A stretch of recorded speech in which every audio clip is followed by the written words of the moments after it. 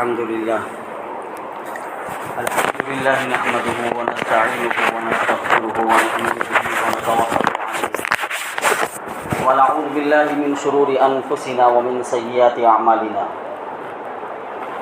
من يهده الله فلا مضل له ومن يضلله فلا هادي له ونشهد أن لا إله إلا الله وحده لا شريك له ونشهد أن سيدنا ومولانا محمدا عبده ورسوله أما بعد فأعوذ بالله من الشيطان الرجيم بسم الله الرحمن الرحيم النبي أولى بالمؤمنين من أنفسهم وأزواجه أمهاتهم قال النبي صلى الله عليه وسلم لا يؤمن أحدكم حتى أكون أحب إليه من والده وولده والناس أجمعين أو كما قال عليه الصلاة والتسليم صدق الله مولانا العظيم وصدق رسوله النبي الكريم ونحن على ذلك لمن الشاهدين والشاكرين والحمد لله رب العالمين.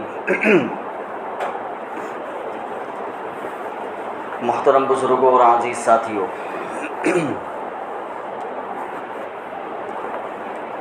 اللہ رب العزت نے اپنے محبوب صلی اللہ علیہ وسلم کی ذات کو تمام انسانوں کے لیے ہدایت بنا کر بھیجا ہے. وما ارسلناک الا رحمۃ للعالمین، یعنی آپ صلی اللہ علیہ وسلم کی ذات اقدس تمام عالم کے لیے رحمت ہے، اور مسلمانوں کے لیے، اہل اسلام کے لیے آپ صلی اللہ علیہ وسلم کی ذات اقدس، یعنی مسلمانوں کا آپ صلی اللہ علیہ وسلم سے کیا تعلق ہے، یہ خود قرآن کریم میں اللہ رب العزت نے بیان کیا. النبی اولی بالمؤمنین من انفسہم وازواجہ امہاتہم. اللہ رب العزت نے کہا کہ نبی یعنی محمد صلی اللہ علیہ وسلم کی ذات گرامی یہ مومنوں کے لیے ان کی جان سے بھی زیادہ عظمت والی ہے، ان کے مال سے بھی زیادہ عظمت والی ہے. اور خود اللہ کے رسول صلی اللہ علیہ وسلم کی حدیث مبارکہ ہے، آپ صلی اللہ علیہ وسلم نے فرمایا لا یؤمن احدکم حتی اکون احب الیہ من والدہ وولدہ والناس اجمعین،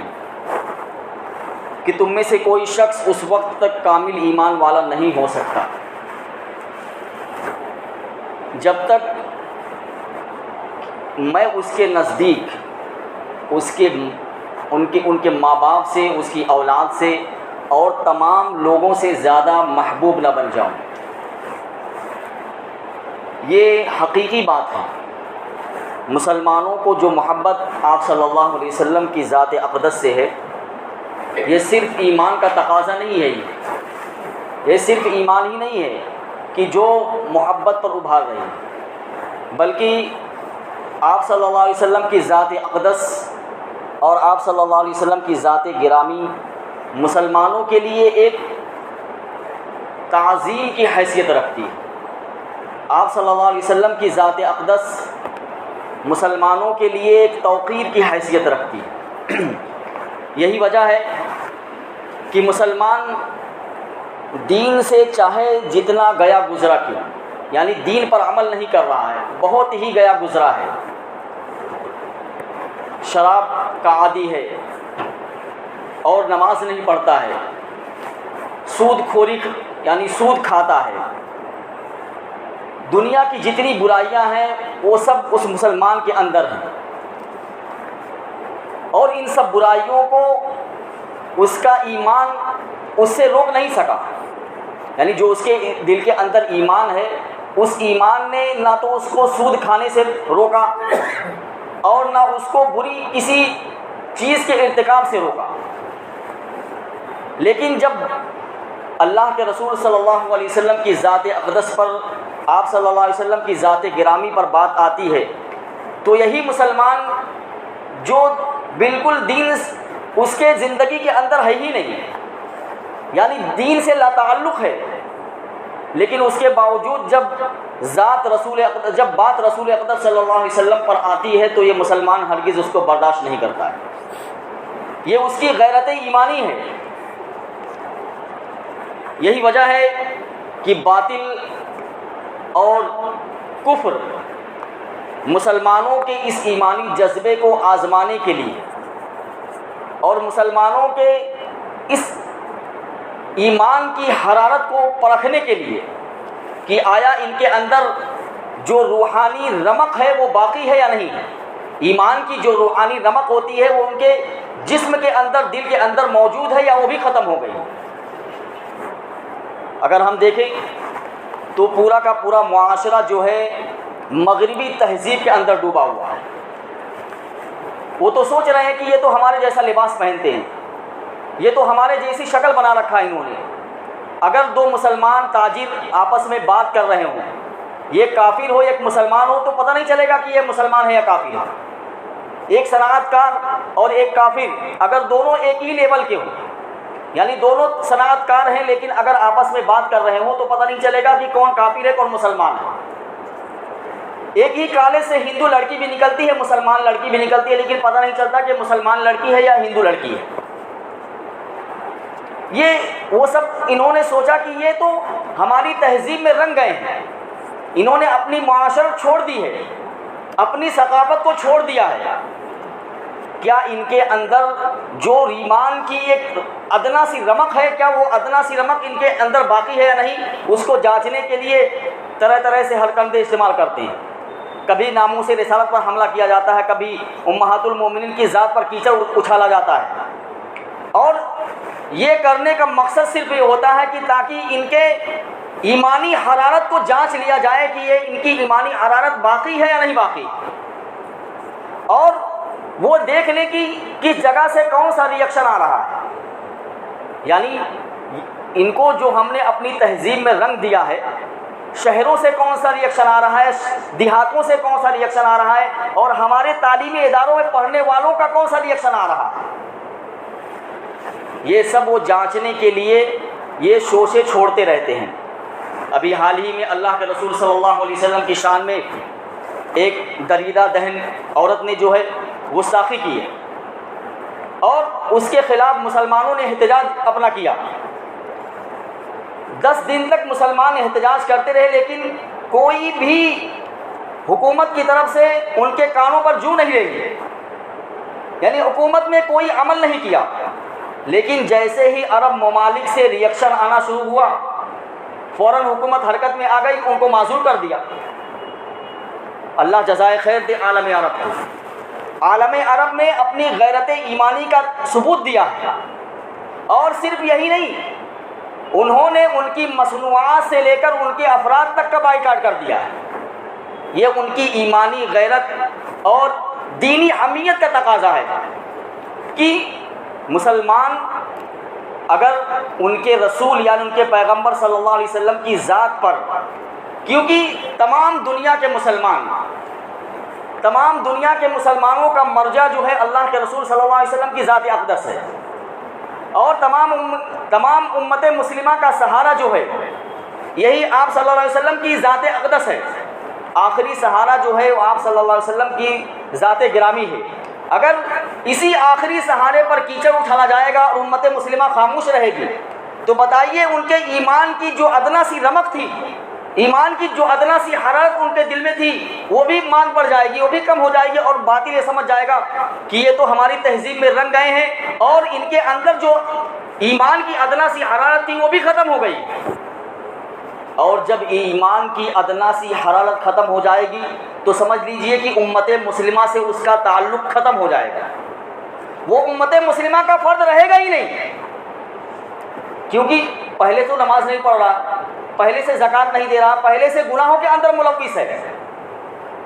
اسلام کے کسی رکن پر عمل نہیں کر رہا، اسلام کے کسی تقاضے پر عمل نہیں کر رہا ہے، اللہ کے رسول صلی اللہ علیہ وسلم کی سنتوں کو پامال کر رہا ہے. یہ ساری چیزوں کو انجام دے رہا ہے، اور انجام دینے کے بعد اگر اللہ کے رسول صلی اللہ علیہ وسلم کی ذات اقدس پر کوئی کیچڑ اچھالا جاتا ہے، کوئی گستاخی کی جاتی ہے آپ کی شان میں، تو اگر مسلمان کے اندر ذرا بھی دینی رمق اور ایمانی حرارت باقی ہے اور مسلمان اس پر شور نہیں مچاتا ہے یا مسلمان احتجاج نہیں کرتا ہے، تو سمجھ لیجئے کہ اس کے اندر جو ادنا سی ایمانی رمق تھی وہ بھی باقی نہیں رہی ہے۔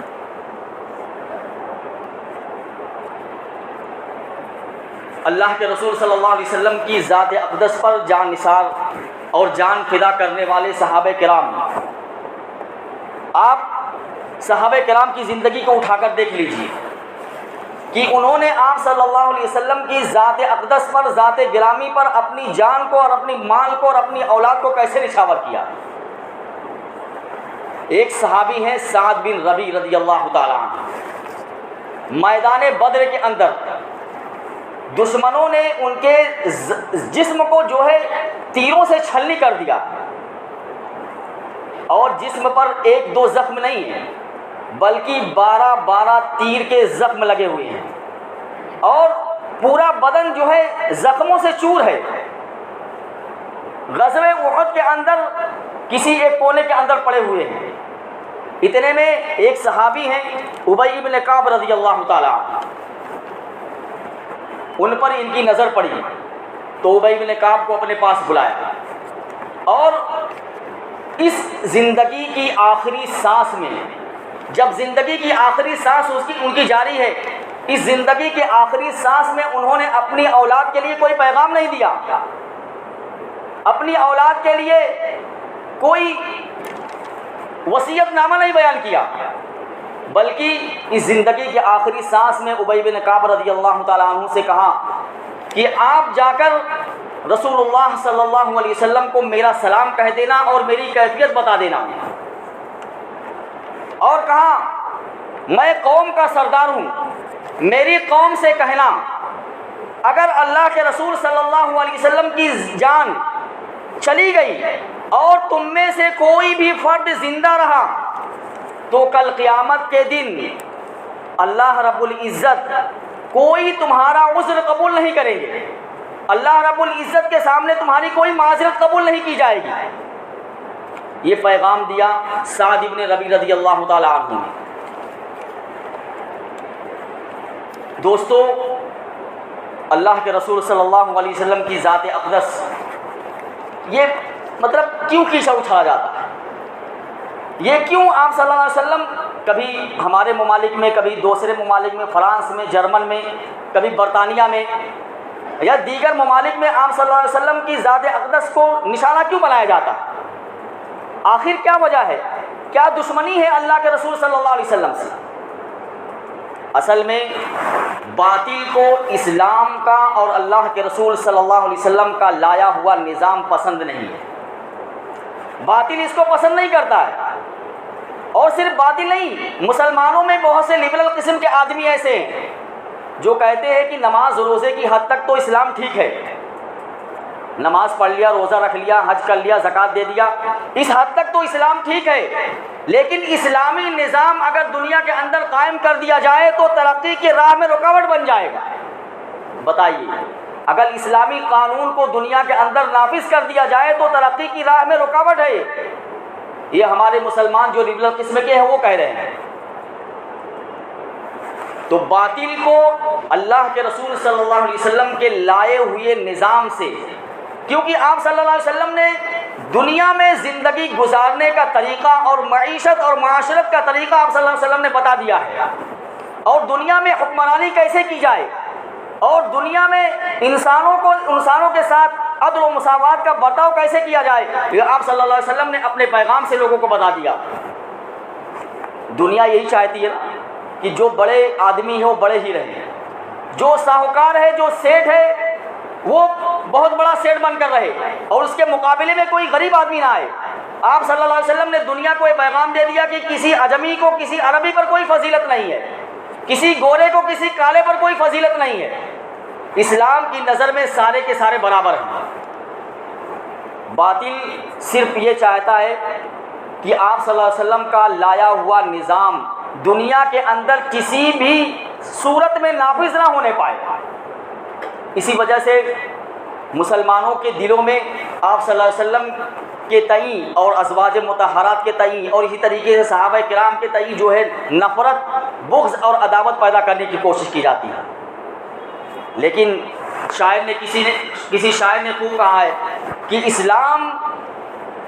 اسلام میں قدرت نے وہ لچک دی ہے، اسلام کی فطرت میں قدرت نے وہ لچک دی ہے، جتنا اس کو دباؤ گے اتنا ہی وہ ابھرے گا، چاہے جتنا اس کو دبانے کی کوشش کر لی جائے، لیکن اسلام کبھی مٹا ہے اور نہ مٹے گا۔ ابھی آپ نے حال ہی میں انٹرویو سنا ہوگا نا اس عورت کا، رانچی میں، جھارکھنڈ کے اندر، اس ایک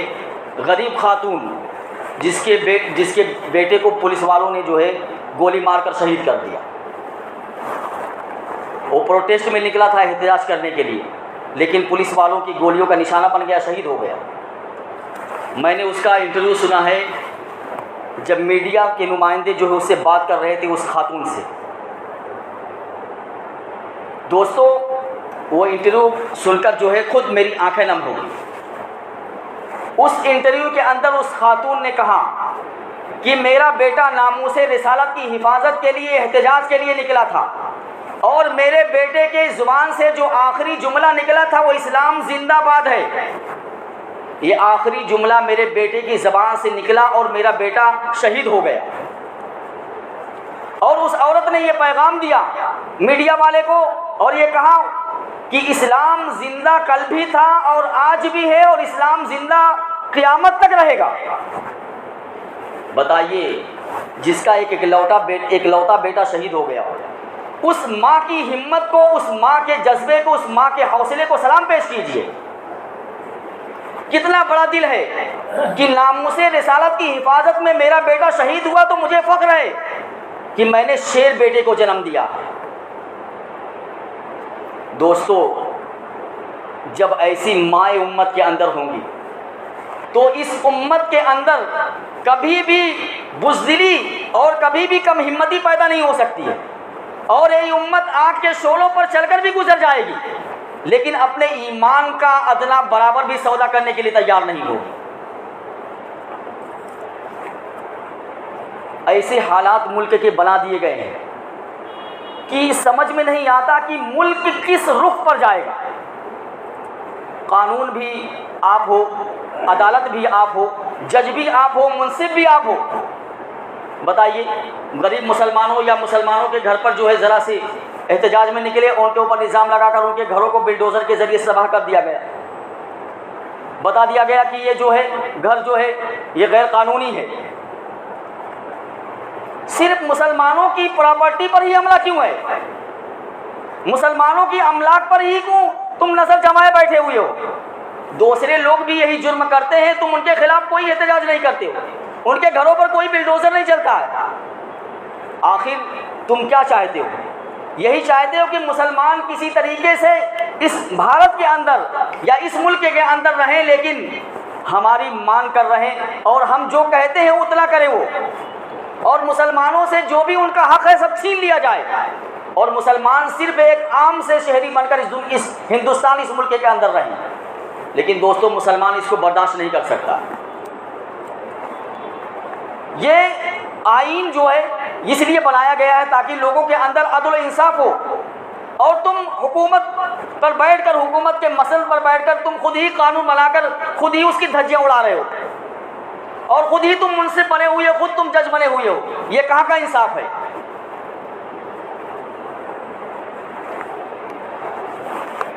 مجھے لاہور کی ایک تقریر یاد آ رہی ہے۔ شاہ عطا اللہ بخاری بہت بڑے مقرر، ایسے مقرر کی پورے مجمع کو جو ہے کنٹرول میں کر لیتے تھے، اور ان کی زبان کے اندر اللہ رب العزت نے اتنی سراست دی تھی کہ پورا کا پورا مجمع ان کی تقریر سے متاثر ہو جاتا تھا۔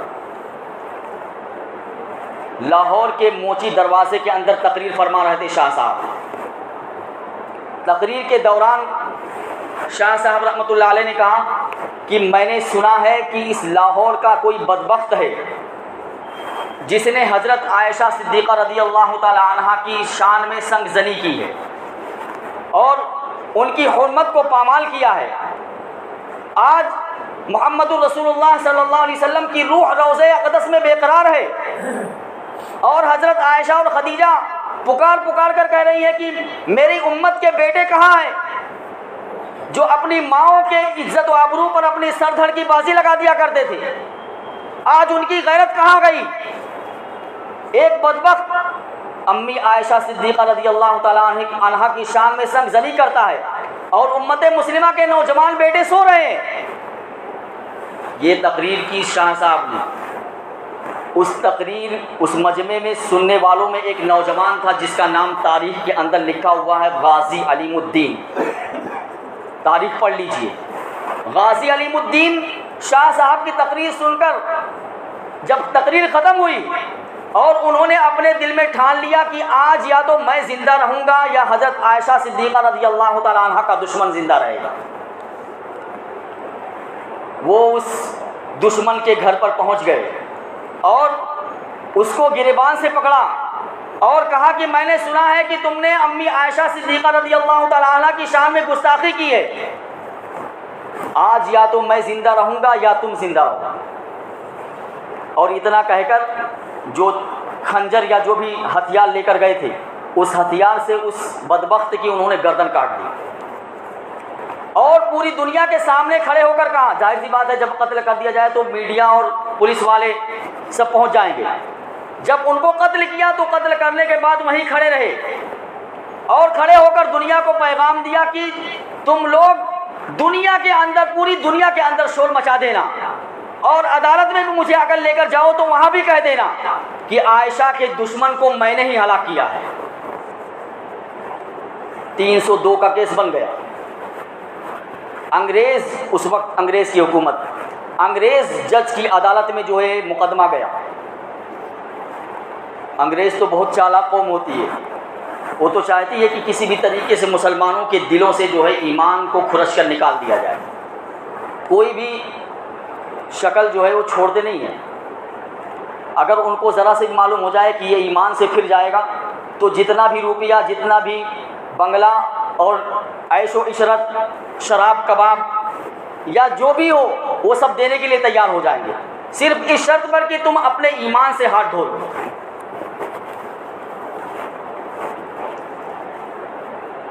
وکلا کو طے کر دیا گیا، سرکاری وکیل آئے اور کہا نوجوان تم تو بہت اچھے نوجوان ہو، بہت ہمت والے ہو اور قوم کو تمہاری ضرورت ہے، ہم تمہارا کیس لڑ سکتے ہیں لیکن تمہیں ہماری ایک شرط ہے، اس شرط کو تمہیں قبول کرنا پڑے گا۔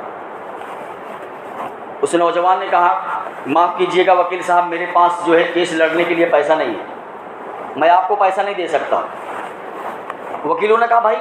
ہم آپ کا کیس جو ہے فری میں لڑ رہے ہیں، مفت میں لڑ رہے ہیں، آپ سے کوئی پیسہ نہیں لیا جائے گا، آپ کی کوئی فیس نہیں ہوگی، ہم تو آپ کا کیس فری میں لڑ رہے ہیں، بس جب تم کو عدالت میں پیش کیا جائے تم جج کے سامنے یہ کہہ دینا کہ جس وقت میں نے اس شخص کو شہید کیا تھا یا جس وقت میں نے اس پر حملہ کیا اس وقت میرا ذہن آپے میں نہیں تھا، یعنی میرا ذہنی توازن بگڑ گیا تھا اور میرے جسم کے اوپر کپکپی سی تاری تھی اور بے ہوشی سی حالت تھی میری، یعنی یہ کہہ دینا کہ تم ہوش و حواس میں نہیں تھے، یعنی جس وقت تم نے قتل کیا اس وقت تمہارے ہوش ٹھکانے نہیں تھے، بے ہوشی کی حالت میں تم نے اس کو قتل کیا ہے، بس تم کو اتنا ہی کہنا ہے، ہم تمہارا کیس لڑ لیں گے اور تم کو بری بھی کر دیں گے۔ جب وکلا کی یہ بات اس غازی علیم الدین نے سنی تو زخمی شیر کی طرح دہاڑا ہوا اور کہا کہ کیا تم یہ چاہتے ہو کہ میں اس آخری وقت میں جو میرے دل کے اندر ایمان کی ایک ادنا سی رمق باقی ہے، کیا میں اس ایمان سے بھی ہاتھ دھو بیٹھوں؟ تم یہ چاہتے ہو کہ میں یہ کہہ کر بری ہو جاؤں اور ایمان سے اپنے ایمان سے ہاتھ دھو بیٹھوں؟ میں عدالت میں بھی کہوں گا اور تختہ دار پر بھی کہوں گا اور پورے مجمع کے اندر برابر اعلان کر کے کہوں گا